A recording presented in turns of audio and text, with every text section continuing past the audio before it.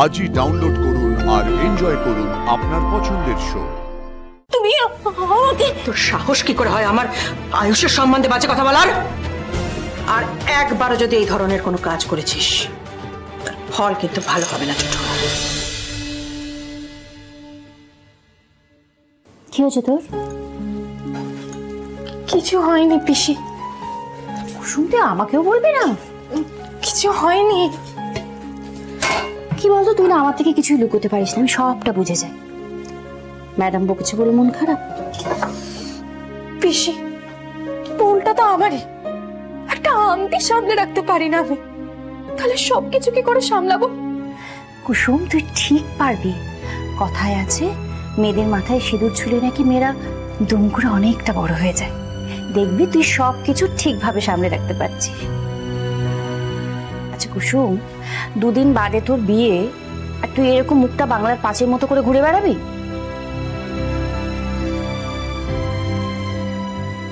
তুই এখনো বুঝতে পারছিস না কুসুম, তোর জীবনটা কিভাবে বদলে যাবে। তুই খুব ভালো থাকবি কুসুম, খুব ভালো থাকবি। এবার একটু হাস দেখি, হাস। এই তো, কি মিষ্টি দেখাচ্ছে তোকে। এরকমই সব সময় হাসি খুশি থাকবে, বুঝেছিস? বাহ বাহ বাহ বাহ বাহ বাহ বাহ, খুব একেবারে হাসির ফোয়ারা ফুটছে, তাই না? কি তোমার প্ল্যানটা সাকসেসফুল হয়েছে, তাই তো? কি বলছেন ছোট ম্যাডাম? আমি তো কিছুই বুঝতে পারছি না।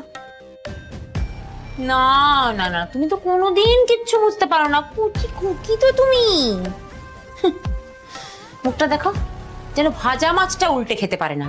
কি ভেবেছো তুমি আমাকে বোকা বানাবে? হ্যাঁ মানে? একদম নাটক করবে না কুসুম, এটা স্টেজ নয়। হ্যাঁ মানে যত সব হাগড়ে মেয়েগুলো এখানে এসে জুটবে আর সারাদিন সহ্য করতে হবে। আমি কি বুঝতে পারছি না যে তুমি ডুবে ডুবে জল খাচ্ছ, আয়ুষকে ফাঁসানোর চেষ্টা করছো? ছোট ম্যাডাম, এসব আপনি কি বলছেন? ছোট ম্যাডাম, কুসুমের এঙ্গেজমেন্ট হয়ে গেছে। সব নাটক।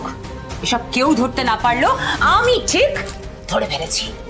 আর দীপালি, তুমি ওর হয়ে এত ওকালতি করছো কেন? হ্যাঁ, তুমি এটা কি জানো যে ও ডুবলে তোমাকে সাথে নিয়ে ডুববে?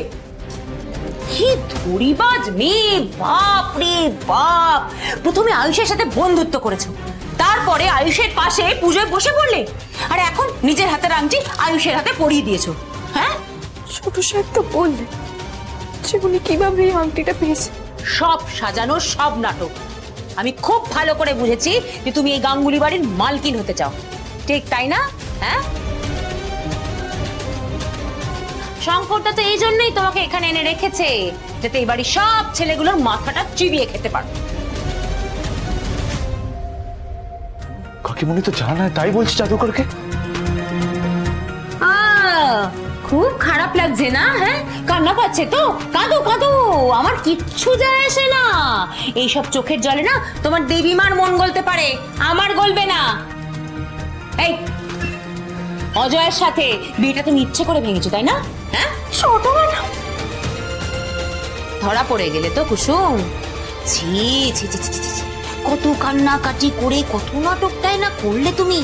তো লজ্জা করে না? হ্যাঁ, অজয়কে বিয়ে করতে চাওনি, তার কারণ তোমার নজরটা অলরেডি আয়ুষের উপর ছিল।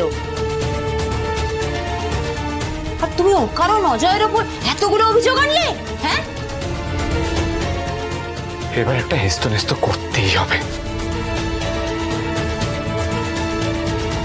বলছি যে বিয়ের পরে কি কুসুম আর আমাদের বাড়িতে কাজ করবে না? সেটা তো ওর সিদ্ধান্ত রাজ, মানে ও আর রাতুল মিলে নিশ্চয়ই এখন সব সিদ্ধান্ত নেবে। দেখা যাক কি করে। না, তুমি না বলছিলে সেই জন্য জিজ্ঞেস করলাম আর কি। না, আমার না নেই, কিন্তু দেখো ওর একটা নিজস্ব সংসার হবে, তার একটা নিয়ম থাকবে। এখন কি হয়েছে? এরকম ভাবে হন্তদন্ত হয়ে ছুটে এলে কেন? বাবা, আমি সব বলছি মা, তুমি একবার আমার সাথে এসো। কোথায় যাবো? মা, রান্না করে। মা কেন, কি হয়েছে? মা, গেলেই দেখতে পাবে। তুমি এসো, তুমি তাড়াতাড়ি এসো। বাবা, অনেক ছেলেটা এসো মা। কি হয়েছে? এসো মা, একবার এসো। ও শান, মীনাক্ষী গাঙ্গুলিকে বোকা বানানো এত সহজ নয় কুসুম। তুমি দিদিকে বোকা বানাতে পারো, আমাকে পারবে না, বুঝেছো? দিদি তো এখন বুঝতে পারছে না, জেগে জেগে ঘুমোচ্ছে। বুঝতে পারবে যখন বাড়ির কাজের মেয়ে বাড়ির বউ হবে, সেদিন বুঝবে। ঈশানকে পেলে না, তাই এখন আয়ুষের দিকে। ছোট,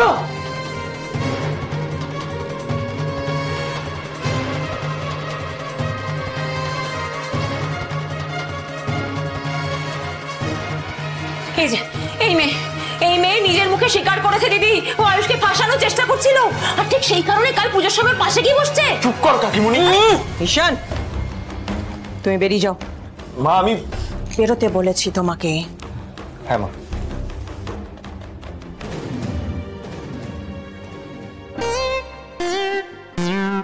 দীপালি, বেরিয়ে যাও।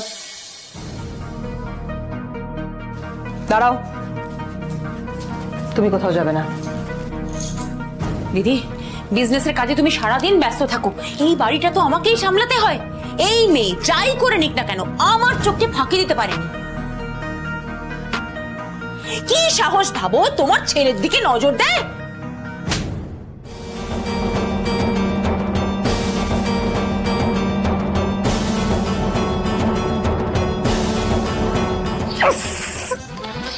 তো মুচি শিক্ষা দিয়েছে মা, বেশ হচ্ছে। তুমি আমাকে, তোর সাহস কি করে হয় আমার আয়ুষের সম্বন্ধে বাজে কথা বলার? আর কখনো যদি আমার ছেলের সম্বন্ধে কোনো বাজে কথা তোকে বলতে শুনেছি, আয়ুষের সঙ্গে কোনো মেয়ের নাম যদি জড়াতে শুনেছি, এই পরিবার, এই বাড়ি, এই দুটো থেকেই তোকে বের করে দেবো।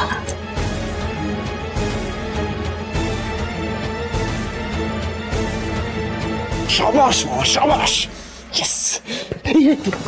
তুই ভাইটা তুই এভাবে আড়ি পাচ্ছিস কেন? এদিকে এদিকে, সবে ক্লাইম্যাক্সটা শুরু হয়েছে, দেখ। কিসের ক্লাইম্যাক্স? দেখতে পাবি, বুঝতে পারবি, তুই দেখ না। নিজের ছেলে আর নিজের পরিবারকে দেখার জন্য ইন্দ্রাণী গাঙ্গুলি একাই যথেষ্ট। আমার আয়ুষ প্রথম বর্ষার মতন পরিষ্কার, সূর্যের মতন তেজস্বী, আর পাহাড়ের মতন মজবুত, কারণ ও আমার শিক্ষায় বড় হয়েছে।